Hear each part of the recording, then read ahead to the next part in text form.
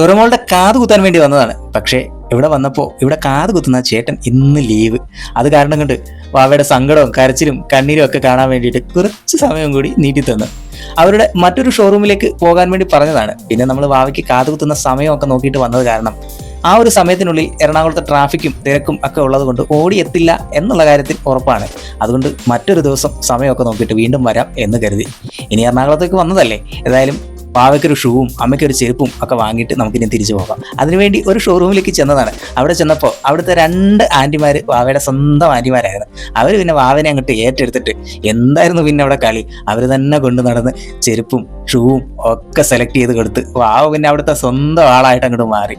അവിടെ മൊത്തം വാവ അരിച്ചു പെറുക്കി നടന്ന് അവർ തന്നെ കൊണ്ട് നടന്ന് വാവനെ എന്തൊക്കെയോ കാട്ടിക്കൂട്ടുന്നുണ്ടായിരുന്നു. വാവയാണെ ഹാപ്പിയോട് ഹാപ്പിയും. പിന്നെ അതിൻ്റെ ഇടയ്ക്ക് ഇതാ പോയി മാമൂണ് വരെ നടത്തി വാവ. പിന്നെ പോകാൻ നേരം വാവനെ വിളിച്ചിട്ട് വാവ വരാൻ പോലും കൂട്ടാക്കുന്നില്ല. വാവ പറയുന്നത് ഞാൻ ഇവിടുത്തെ സെയിൽസ് ഗേളായിട്ട് ജോലി ഏറ്റെടുത്ത് ഇനി വരുന്നില്ല, അച്ഛനൊക്കെ പൊക്കോളൂ എന്നാണ് പറഞ്ഞത്.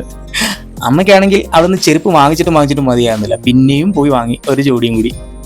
എന്തായാലും ഇന്നത്തെ ദിവസം നമ്മുടെ സമയത്തിന് എന്തോ ഒരു മിസ്റ്റേക്ക് ഉണ്ടായിരുന്നു തോന്നുന്നു. ഇനി ഉച്ചയൂണിൻ്റെ സമയമായി. ഊണ് കഴിക്കാൻ വേണ്ടിയിട്ട് ഇറങ്ങിയതാണ്. നമ്മളുടെ പ്രതീക്ഷയുള്ള കടകളിലൊക്കെ ചെന്നപ്പോൾ ഊണ് പോലും കിട്ടുന്നില്ല. അധികം സമയമൊന്നും ആയിട്ടില്ല എങ്കിൽ പോലും. ഇതെന്താണ് വാവ ഇന്ന് സീറ്റിൽ ഇരുത്താത്തതുകൊണ്ടാണോ സീറ്റിൻ്റെ ഓരോ പാർട്സായിട്ട് ഇളക്കി കയ്യിലേക്ക് തരുന്നത്? പിന്നെ പ്രതീക്ഷയുള്ള ഒരു കടയിൽ കൂടി ചെന്നപ്പോൾ അവിടെയും ചോറില്ല. പിന്നെ അവിടെ ഒരു മാവിൻ്റെ പരസ്യം കണ്ടപ്പോൾ അവർക്ക് ദോശമാവ് വാങ്ങിക്കണമെന്ന് നിർബന്ധം. ഇത് നമുക്കൊന്ന് ട്രൈ ചെയ്ത് നോക്കാമെന്ന് പറഞ്ഞു. എന്തായാലും ആ ബ്രാൻഡ് ഞാൻ ഹൈഡ് ചെയ്ത് വെക്കുകയാണ്. കാരണം അടുത്ത ദിവസം നമ്മൾ ഈ ദോശ ഉണ്ടാക്കി നോക്കിയിരുന്നു. അടിപൊളി ആയതുകൊണ്ടാണ് ബ്രാൻഡ് കാണിക്കാത്തത്. എന്തായാലും വേണ്ടമില്ല, കറങ്ങി നടന്നിട്ട് നമുക്ക് ഭക്ഷണം അത്യാവശ്യം കിട്ടി.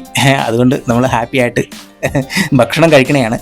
24-ാം തീയതിയാണ് നമുക്ക് ഫംഗ്ഷൻ വരുന്നത്. അതിനൊരു 4 ദിവസം മുന്നെങ്കിലും മാവയ്ക്ക് കാത് കുത്തി സെറ്റാക്കി വെക്കണം. കാരണം വേദന കാര്യങ്ങളൊക്കെ ഉണ്ടെന്നുണ്ടെങ്കിൽ നമുക്ക് കല്യാണത്തിന് ചെല്ലുമ്പോൾ അതൊരു തടസ്സമാകും, സങ്കടമാകും, വിഷമാകും.